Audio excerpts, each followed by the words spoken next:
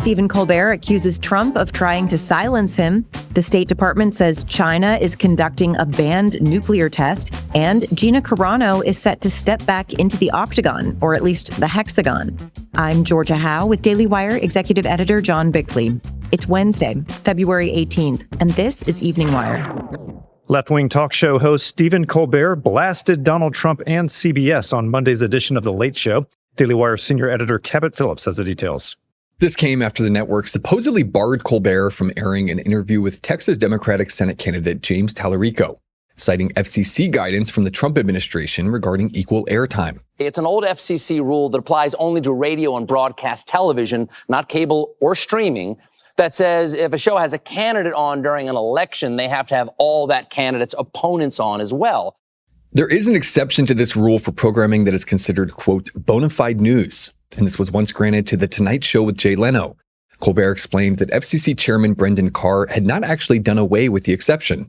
But my network is unilaterally enforcing it as if he had. CBS responded with a brief press release stating that it only provided, quote, legal guidance on the FCC rules. Colbert responded to that claim, saying CBS lawyers told him, quote, in no uncertain terms, that the interview would not air. And this allegedly contributed to him bypassing the network and posting the Tallarico interview on YouTube, where it amassed over 5 million views. As many as 9 people are feared dead after a massive avalanche buried a group of skiers in Lake Tahoe yesterday. So far, 8 bodies have been recovered, with 1 still missing. The avalanche struck at 11:30 a.m. near Frog Lake on Castle Peak, which is part of the Sierra Nevada mountain range in Northern California. A group of 15 skiers, which included 4 guides, was directly in its path. The 6 individuals who miraculously survived were found last night by search and rescue teams after sheltering in place for 10 hours through a severe and ongoing winter storm. The continued threat of avalanche and the ongoing storm also complicate the recovery effort. An American armada is amassing in the Middle East as tensions rise between Iran and the U.S. Daily Wire reporter Tim Pierce has the story. The Trump administration is edging closer to a potential military strike on Iran as nuclear negotiations falter and U.S. forces move into the Middle East. After initially holding off on action earlier this year, President Trump shifted to a dual strategy of diplomatic outreach backed by a major military buildup, deploying 2 aircraft carriers, a dozen warships, hundreds of fighter jets, and moving large quantities of weapons into the region. Recent talks in Geneva between U.S. and Iranian officials showed limited progress, with Vice President J.D. Vance acknowledging that Iran has not accepted key U.S. red lines. Israeli officials are reportedly preparing for possible military action within days, while some U.S. lawmakers suggest strikes could come within weeks. With no clear diplomatic breakthrough in sight, administration officials signal that Trump may soon decide whether to launch a broad, potentially weeks-long campaign against Iran. We asked Behnam Bentaleblu from the Foundation for Defense of Democracies for his read on the conflict. I think right now we're seeing a slow, steely-eyed game of chicken between Trump and Tehran, both at the negotiating table as well as in the region with respect to a changing force posture in the Middle East, as well as the Islamic Republic hardening some nuclear and missile sites. But at the negotiating table, Tehran is expected to return in about 2 weeks' time, unclear where, with an enhanced proposal. One advisor to the president told Axios he thinks there is a, quote, 90% chance we see kinetic action in the next few weeks. The State Department claims that China conducted a prohibited nuclear weapons test and just presented data to back it up. Daily Wire senior editor Joel Needler has more. The findings come amid renewed calls from President Trump for Russia and China to join the United States in negotiating updated nuclear arms treaties. President Trump has publicly alleged that China has been secretly carrying out prohibited nuclear tests. While critics have expressed skepticism about these assertions, newly analyzed seismic data from a monitoring station in Kazakhstan appears to lend support to his concerns. The station registered a 2.75 magnitude seismic event on June 22, 2020. In response to the reported findings, Trump stated that the United States would resume nuclear testing on, quote, an equal basis with China and Russia. President Trump and Chinese President Xi Jinping are apparently planning to discuss a new nuclear arms non-proliferation agreement when the two meet in Beijing this April. Vice President J.D. Vance roasted Democrat Rep. Alexandria Ocasio-Cortez on Tuesday after she was stumped by a question on Taiwan at the Munich Security Conference.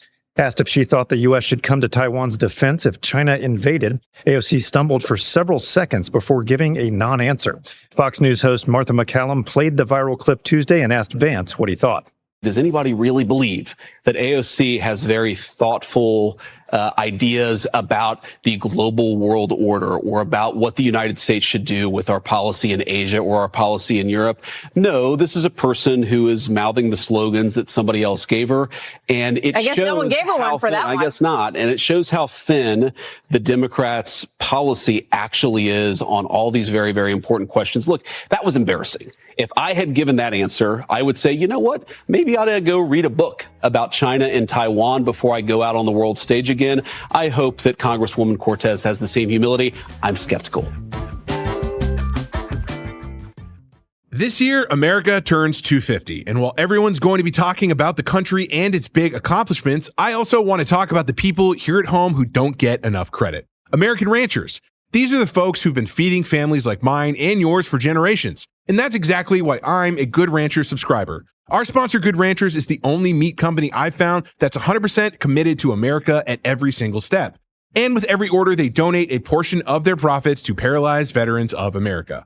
I love my cowboy box that I get from Good Ranchers every month. It's got everything I need, ground beef, ribeyes, plus I personally got to add some bacon on the side. If you're feeding a family like I am, you got to know where your food comes from. And when you subscribe to Good Ranchers, you're saving up to $500 a year. Plus, you get free shipping and a free gift in every order for life.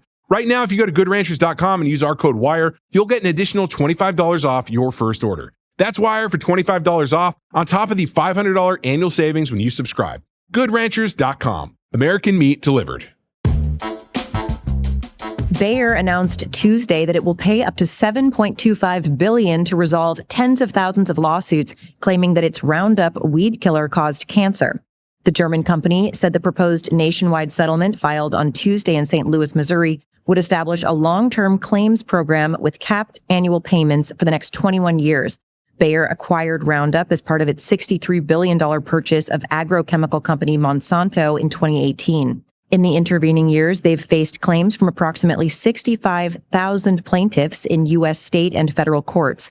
The plaintiffs say they developed non-Hodgkin's lymphoma and other forms of cancer after using the weed killer either at home or on the job. Stock prices for Bayer shares rose almost 8% with the news, with investors happy to have the matter resolved. New York City's Democratic Socialist Mayor Zoran Mamdani says if the state's governor doesn't impose a tax on the wealthy, he's going to slap a 10% property tax on homeowners. The mayor warned Tuesday that an increase of 9.5% on property taxes would be necessary to fund his budget for 2027. That's if Governor Kathy Hochul won't increase taxes on corporations and wealthy New Yorkers. The drastic increase in property taxes would generate $3.7 billion, he claims, something needed to make up for a big budget deficit. He also wants to pull more than $1 billion out of the city's reserves. We do not want to have to turn to such drastic measures to balance our budget. Faced with no other choice, the city would have to exercise the only revenue lever fully within our own control. Speaking of Mamdani, he just tapped a new immigration officer who previously pushed to abolish ICE. Daily Wire immigration reporter Jenny Terr has the story. Mamdani announced on Tuesday that he had appointed Faiza Ali as the commissioner of the mayor's Office of Immigrant Affairs. The mayor said he made the choice at a time when immigrant New Yorkers face escalating attacks and uncertainty, adding that this administration will not equivocate. In a statement following her appointment, Ali described herself as the proud daughter of immigrant parents from Pakistan who is committed to building a city that ensures every New Yorker, regardless of when they arrived or where they were born, can live, work, and raise families with dignity. In a 2019 X post, Ali called to abolish ICE in response to Trump's immigration policies and his efforts to, quote, weaponize fear and institutionalize white supremacy. Some good news out of New York for child advocates. A hospital in Manhattan has put the kibosh on gender transition surgeries for minors. Daily Wire reporter Zach Jewell has the story. The announcement from Hassenfeld Children's Hospital at NYU Langone Health marks the latest victory for President Trump, who has moved to strip federal funding from hospitals that perform life-altering gender procedures on children. The hospital offered gender surgeries, puberty blockers, and hormone therapy for gender-confused children beginning in 2020, In its announcement yesterday, NYU Langone cited the, quote, current regulatory environment, along with the departure of its medical director for its decision to shutter the Children's Gender Procedure Clinic. NYU Langone began canceling appointments for children at the gender clinic last year after President Trump signed an executive order to take federal funding from hospitals that perform gender procedures on children. Similarly, on the West Coast, a California lawmaker is fighting back against policies that allow trans-identifying men to enter women's spaces. Daily Wire assistant editor Andy Valdez reports.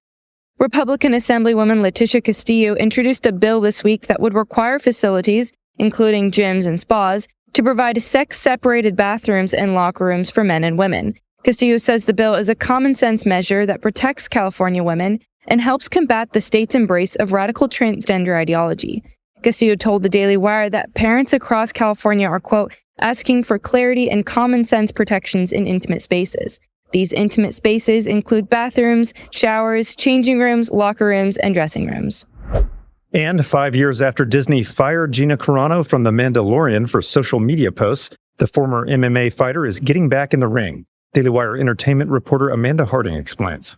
Netflix announced Monday that Carano will face off against MMA competitor Ronda Rousey in a live, professionally sanctioned fight on Saturday, May 16th at the Intuit Dome in Los Angeles.